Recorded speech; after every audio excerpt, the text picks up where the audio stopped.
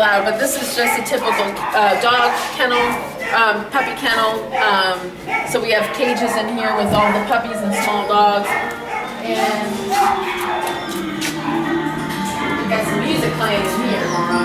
So they've got, these are actually all the dogs and puppies that are going to rescue. Now, if you would have come in this morning, this place was packed, and we had a transport this morning come down and pick up, so they took a lot of the animals out of this room, and they're actually heading to right now. So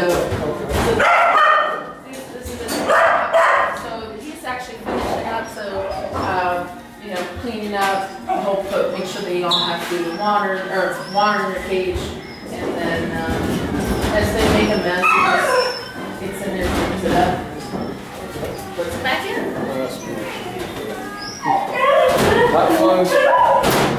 Yeah.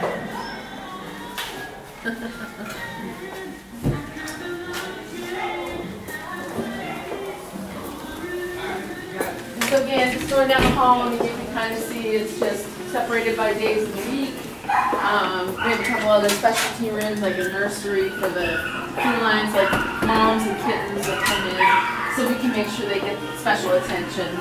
Got a laundry facility here that really we need to have industrial washers and dryers, but we don't yet, so. That's coming. Yeah, that's coming. Your wish list. And our receiving kennel is down here. I'll show it to you. Now, you can walk in, but you won't be able to hear yourself think. Okay. But so all of the adult dogs that are larger dogs are going to go into this kennel when they come in, and they'll be held here for their 5-day stray hold. I got you. Yep. I got you. And during that time, we're going to have adoption counselors come down, pick the ones that they can, that they have available space for the adoption kennels. When their time is up, then they'll go over for, when their stray hold is complete, they'll go over for spay neuter. Okay. All right. And then I guess from here we'll walk over to the adoption center. All right. Now, in terms of, you mentioned the vaccination process. Animals that may come in, concerns that you hear from the public, rabies or any other kind of diseases. Our biggest concern for dogs or puppies is parvo. And for cats is, well, two things. You know, not deadly upper respiratory infections. We want to keep the colds and stuff down.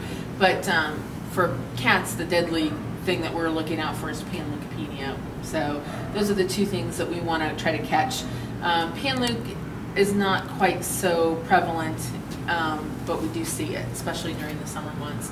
And then parvo is just something that puppies and adult dogs that are unvaccinated can get. But you know, we see a lot of parvo in our shelters, coming, not in the shelter per se, but coming in through the door. So we have to try to catch those when we can. But the problem is that sometimes they're harboring that disease and we don't know it because it takes a couple days for it to, you know, the symptoms to start to show. Are these communicable diseases that can be spread to other animals? Yes. Yes. So now, not to humans. Yeah. Rabies, of course, is the one you have to be concerned about that spreads to humans. But at the same time, we don't really see very much rabies here. It's not to say that it's not out there, and we still vaccinate for it.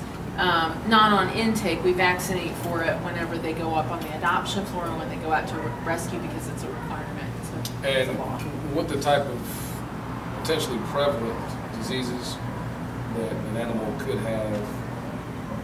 Is there a treatment process that you guys go through, or some of the animals, some of them when they come in, they're just too far gone that they can't? Oh yeah, yeah. I mean, a lot of the times when we have a sick animal that comes in, one of the first things we'll do is, well, we'll take a look at what the symptoms are,